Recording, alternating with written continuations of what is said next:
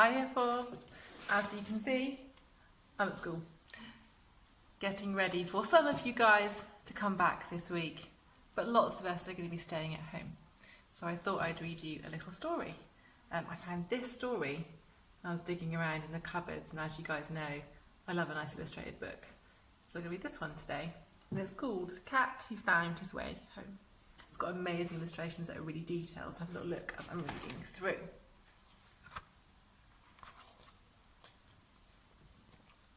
Great picture to start off. Eustink was a large, fat, dirty cat.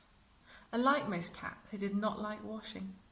His ginger fur had become very matted and had turned a muddy brown colour. It was covered in old scars and was home to a host of fleas in yesterday's dinner. Eustink's family was always shouting, "Out! You stink!" at him, and over the years, the name Eustink had stuck to him like the dirt in his fur.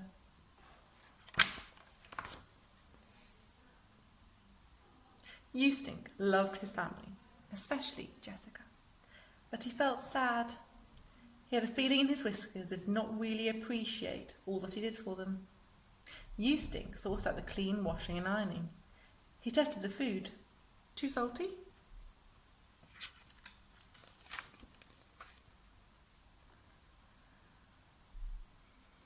Eustink gave the carpets the right smell, and he rearranged the fabric on the sofas with his fine, sharp claws.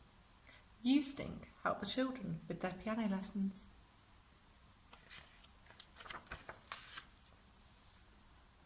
Eustink went over the children's homework, whatever the weather. But all these loving cat gestures just brought out cries of, "Out! You stink!" Oh, poor thing.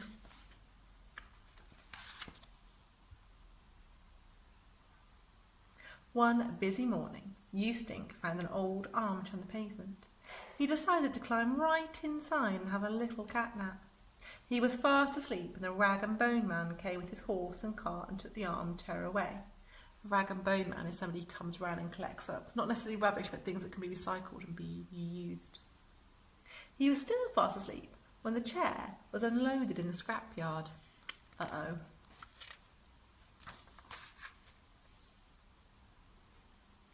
Hours later, Eustink awoke to the moon and night shadows. A huge shape loomed out of the darkness, snorting fire and smoke. "Help! A dragon!" howled Eustink. The dark monster laughed softly and moved closer. "Please, I came in an armchair and lost. I just want to go home," pleaded Eustink. "I'm only an old horse, but you are 2,644 clip-clops from your street," calculated the horse wisely. That sounded a very long way away to Eustink. "I'll never see my family again," Eustink wailed. "Rubbish," snorted the horse. "You can use your instinct to find your way home." Eustink looked around. He could not see his instinct anywhere.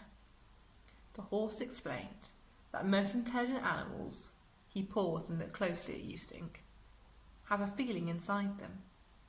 "It's rather like a compass and it guides you home," he said, and walked off to graze.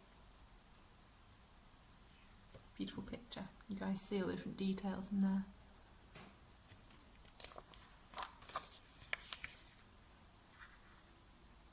Poor Eustink looked up at the star-filled sky and felt himself being pulled towards the moon.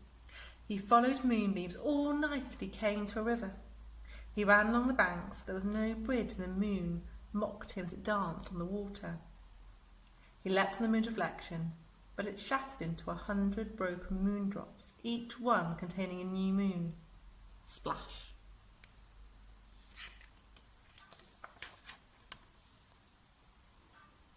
Eustink came out sneezing and paddled to the opposite bank, where he climbed out, looking very wet and bedraggled.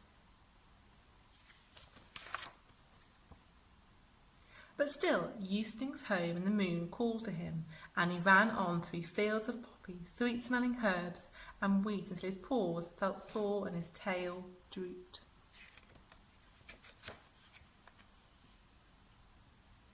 Under a wild dog rose, it's a kind of plant, there's a dog rose there, Eustink curled himself to a tight ball of safety and dreams.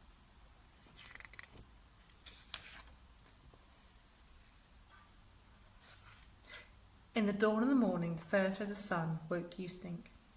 He fought his nightmares, stretched out, and yawned to the sun. He felt different. He felt light and clean. His fur was washed in the river and dried and become soft. It shone gold in the sun. His nose was salmon pink and twitched it. He smelt the scent of home. Eustink walked into town like a lion, listening out for signs of his street, church bells, the milkman and barking dogs. Here, at last, were the familiar smells of the bakery, the butcher's and the fish and chip shop. I think he's nearly home.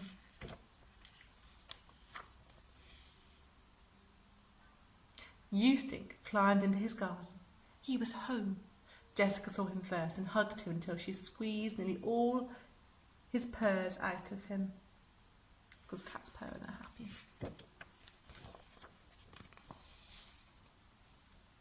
The family hardly recognised Eustink. They were amazed by his beautiful coat and stroked his soft fur. They talked about his golden coat of many colours and how he smelt sweetly of herbs and roses. "We must give him a new name," they said, and he purred happily until he heard what it was. Petal. Don't think he's too happy with his new name. Might want to go back to his old one. And that's the end of our 3 o'clock read. So, have a good week, guys, whether you're learning in school or learning at home. We wish you lots as always. Speak to you soon.